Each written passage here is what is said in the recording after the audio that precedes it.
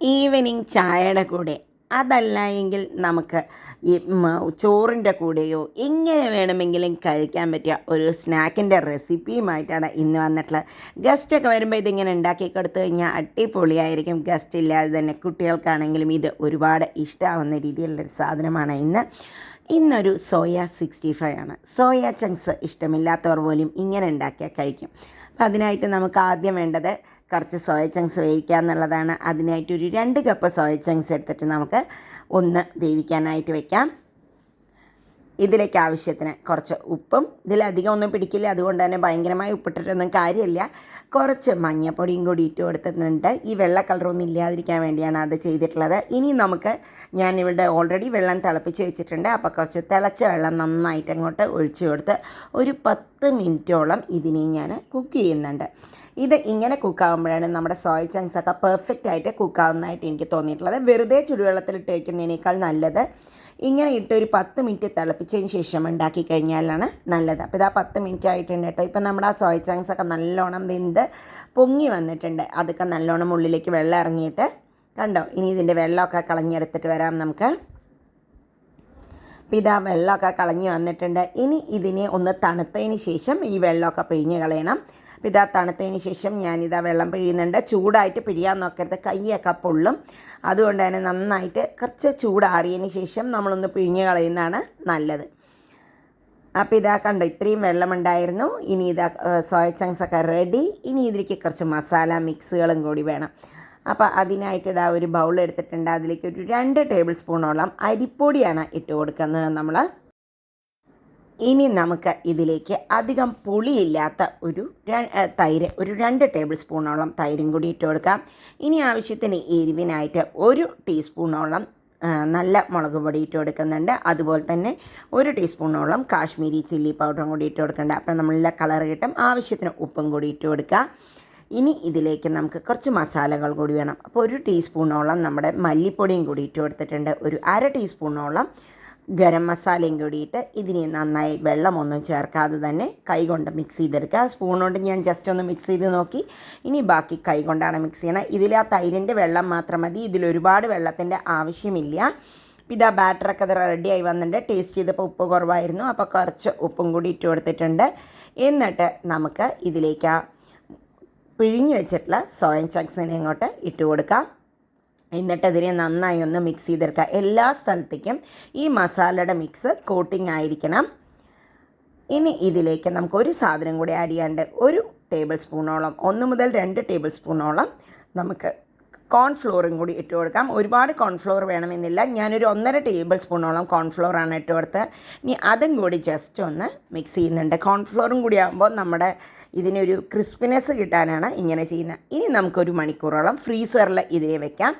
ഇതാ 1 മണിക്കൂർ കഴിഞ്ഞിട്ട് ഫ്രീസറിലാണ് വെക്കേണ്ടത്. അപ്പോഴാണ് ആ ബാറ്ററിലെ എല്ലാ സാധനങ്ങളും കോട്ടായിട്ടുണ്ടാവുക. ഇനി ഇതാ നമ്മുടെ എണ്ണ വെച്ചത് ചൂടാകുമ്പോൾ നമുക്ക് ഇട്ട് കൊടുക്കാം.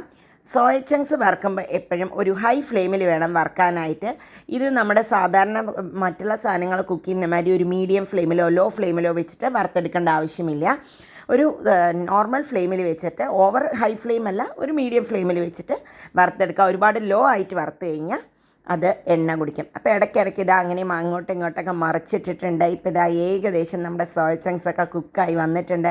സോയ 65യുടെ 3/4 പ്രോസസ്സും കഴിഞ്ഞു കേട്ടോ. ഇത് ഇങ്ങനെ തന്നെ കഴിക്കാനും സൂപ്പർ ടേസ്റ്റായിട്ടുണ്ട്. ഇത് സോയ ആണെന്നൊന്നും ആരും പറയുകയില്ല. ഇഷ്ടം പോലെ എടുത്ത് കഴിക്കുകയും ചെയ്യും. നല്ല പ്രോട്ടീൻ റിച്ചാണ് നമ്മുടെ സോയ ചങ്ക്സ്. അപ്പോൾ ഇതെല്ലാം എടുത്തിട്ടുണ്ട്. ബാക്കിയുള്ളതും ഇതുപോലെ തന്നെ വറുത്തെടുക്കാം. നമ്മൾ ഈ സോയ ചങ്ക്സ് മാരിനേറ്റ് ചെയ്തിട്ട് ഫ്രീസറിൽ വെച്ചാൽ എപ്പോൾ വേണമെങ്കിലും ഇതുപോലെ വറുത്തെടുത്തിട്ട് നമുക്ക് ഉപയോഗിക്കാവുന്നതാണ്. അപ്പോൾ ഇതെല്ലാം വറുത്തെടുത്ത് വന്നിട്ടുണ്ട്. ഇനി നമ്മുടെ സോയ 65 ഉണ്ടാക്കാനായിട്ട് കുറച്ച് ഒരു വലിയൊരു ബൗൾ വെച്ചിട്ടുണ്ട്. ഇനി അതിലേക്ക് ഓയിലാണ് ഒഴിച്ചു കൊടുക്കുന്നത്. ഞാൻ ഈ വറുത്ത എണ്ണ തന്നെയാണ് ഒഴിച്ചു കൊടുക്കുന്നത്. കുറച്ച് ക്വാണ്ടിറ്റി വേണം. അതിലേക്ക് കുറച്ച് കടുകിട്ട് കൊടുത്തിട്ടുണ്ട്. കടുകൊന്ന് നന്നായി പൊട്ടി വരുമ്പോൾ നമുക്ക് 1 ടീസ്പൂണോളം പെരിഞ്ജീരകമാണ് ഇട്ട് കൊടുക്കുന്നുണ്ട്. ഈ പെരിഞ്ജീരകം ഇഷ്ടമില്ലാത്തവർക്ക് ഇത് വേണ്ടാന്ന് വയ്ക്കാം. പക്ഷേ നല്ലൊരു ടേസ്റ്റാണ്. 2 ചുവന്ന മുളകും കുറച്ച് കരിവേപ്പിൻ്റെ ഇലയും കൂടി ഇട്ട് കൊടുക്കാം. ജീരകം പൊട്ടിയതിന് ശേഷമാണ് നമ്മുടെ ഇതൊക്കെ ഇട്ട് കൊടുക്കേണ്ടത്. ഇനി 1 ടേബിൾ സ്പൂണോളം ഇഞ്ചി ചെറുതായി അരിഞ്ഞതും അതുപോലെ തന്നെ 1 ടേബിൾ സ്പൂണോളം വെളുത്തുള്ളി ചെറുതായി അരിഞ്ഞതും കൂടി ഇട്ട് കൊടുക്കേണ്ടത്. അത് രണ്ടും നല്ല പച്ചമണം മാറുന്ന വരെ വഴറ്റിയെടുക്കണം. നന്നായി വഴറ്റിയെടുക്കണം. നല്ല ഫ്രൈ ചെയ്ത് നല്ലൊരു ഫ്ലേവർ വരണം. ഇപ്പോൾ ഇതെല്ലാം ഫ്രൈ ചെയ്ത് ഫ്ലേവർ വന്നിട്ടുണ്ട്. ഇതിലേക്ക് 1 ടേബിൾ സ്പൂണോളം അധികം പുളിയില്ലാത്ത തൈര് ഒന്നും കൂടി ചേർത്ത് കൊടുക്കുന്നുണ്ട്. എന്നിട്ട് ഈ തൈരിനെ ഈ എണ്ണയിലിട്ടിട്ട് നന്നായി ഒന്ന് മിക്സ് ചെയ്തെടുക്കുക. എണ്ണ അതുകൊണ്ട് തന്നെ കുറച്ച് വേണം, അപ്പോഴേ അത് നന്നാവുള്ളൂ. ഒരുപാട് കുറച്ച് ഓയിലിൽ ഇത് കുക്ക് ചെയ്യരുത്. ഇനി അതിലേക്കൊരു 1/2 ടീസ്പൂണോളം കാശ്മീരി ചില്ലി പൗഡറും നമ്മുടെ 1/2 ടീസ്പൂണോളം നല്ല മുളക് പൊടിയും കൂടി ഇട്ട് കൊടുത്തിട്ടുണ്ട്. ഒരു 1/2 ടീസ്പൂണോളം മല്ലിപ്പൊടി, പിന്നെ ഒരു 1/2 ടീസ്പൂണോളം നല്ല ജീരകത്തിൻ്റെ പൊടി, ഒരു 1/4 ടീസ്പൂൺ മുതൽ 1/2 ടീസ്പൂൺ വരെ മതി. ഇനി ഇതിനെ കരിയാത്ത വിധത്തിൽ അതിലൊന്ന് മിക്സ് ചെയ്ത് കൊടുക്കുക. അപ്പോൾ ഇത് മസാല ഇടുമ്പോൾ എപ്പോഴും ലോ ഫ്ലെയിമിൽ വേണം ഇട്ട് കൊടുക്കാനായിട്ട്. ഇപ്പോൾ ഇതാ മസാലയുടെയൊക്കെ നല്ലൊരു ഫ്ലേവർ വരുന്നുണ്ട്. ഇനി നമ്മുടെ ആ വറുത്ത് വെച്ചിട്ടുള്ള സോയ ചങ്ക്സും കൂടി ഇട്ട് കൊടുത്ത് അതിനെ നന്നായി ഒന്ന് ആ മസാലയിലേക്ക് മിക്സ് ചെയ്തെടുക്കുകയാണ് വേണ്ടത്. അപ്പോൾ ഇതാ മസാലയൊക്കെ ഇങ്ങോട്ട് മിക്സായി വന്നിട്ടുണ്ട്. ടേസ്റ്റ് ചെയ്തപ്പോൾ ലേശം ഉപ്പ് കുറവായിട്ട് കുറച്ച് ഉപ്പൊന്ന് നമുക്ക് സ്പ്രിങ്കിൾ ചെയ്ത് കൊടുക്കാം. എന്നിട്ട് ജസ്റ്റ് ഒന്ന് മിക്സ് ചെയ്യുക. ഒരുപാട് ഉപ്പ് വേണ്ട, ജസ്റ്റ് ഒന്ന് സ്പ്രിങ്കിൾ ചെയ്യുക. അപ്പോൾ ആ ടേസ്റ്റ് ഒന്ന് കുറച്ച് മുന്നിലോട്ട് നിൽക്കുന്ന മാതിരി നമുക്ക് തോന്നും. ഇനി ഇതിലേക്ക് കുറച്ച് മല്ലിയുടെ ഇല ഇതുപോലെ ഇങ്ങോട്ട് മുറിച്ചിട്ട് കൊടുക്കാം. നമുക്ക് കുറച്ച് മല്ലിയുടെ ഇല മതി. അപ്പോൾ മല്ലിയുടെ ഇലയുടെ ഫ്ലേവറും കൂടി ആകുമ്പോൾ സൂപ്പറായിരിക്കും നമ്മുടെ സോയ 65. ഇനി അതിലേക്ക് കുറച്ച് ലേശം നാരങ്ങ നീര്, ഒരു നുള്ളു മതി, ഒരുപാട് വേണ്ട, കാരണം നമ്മൾ തൈരൊക്കെ ഇട്ടുള്ളതുകൊണ്ട് ഒരുപാട് വേണ്ട. ലേശം നാരങ്ങ നീരും കൂടി ഒഴിച്ച് അതിനെ ഒന്ന് മിക്സ് ചെയ്യുക. ഇനി ഇതിലേക്ക് കുറച്ചും കൂടി ഒരു ലുക്കിനും ടേസ്റ്റിനായിട്ട് കുറച്ച് വറുത്ത എള്ളാണ് ഇട്ട് കൊടുക്കുന്നത്. ഇത് ഓപ്ഷനാണ് ഈ എള്ള്. ഇതിപ്പോൾ എള്ളിൻ്റെ അയണിൻ്റെ കണ്ടൻറ്റും നല്ലോണം നമുക്ക് എള്ളിട്ട് കഴിഞ്ഞാൽ കിട്ടും. അപ്പോൾ എള്ള് പിന്നെ ഒരു നല്ലൊരു ഫ്ലേവറും കൂടി കൊടുക്കും. ആദ്യം ഇടാതിരുന്ന ഈ എള്ളൊക്കെ കരിഞ്ഞു പോകും എന്നുള്ളത് കൊണ്ടാണ് ആദ്യം നമ്മൾ കടുകൊന്നും വറുക്കുമ്പോൾ എള്ളിടാതിരുന്നത്. ഇങ്ങനെ വറുത്ത് വെച്ച് എള്ളുണ്ടെങ്കിൽ നമുക്കിങ്ങനെ ഇട്ട് കൊടുത്തു കഴിഞ്ഞാൽ മസാല കിട്ടുമ്പോൾ സമയത്ത് ഇട്ട് കൊടുത്താൽ നല്ലൊരു മിക്സിങ് റെഡി ആയിരിക്കും. അപ്പോൾ ഇതാ റെഡിയായി വന്നിട്ട് നമ്മുടെ സോയ 65. അപ്പോൾ എല്ലാവരും ഒന്ന് ട്രൈ ചെയ്ത് നോക്കൂ. ഈ വീഡിയോ ഇഷ്ടപ്പെട്ടുവെങ്കിൽ ഒന്ന് ഷെയർ ചെയ്ത് സപ്പോർട്ട് ചെയ്യുമല്ലോ. വീണ്ടും അടുത്ത വീഡിയോയുമായി വരാം. ബൈ. Thank you.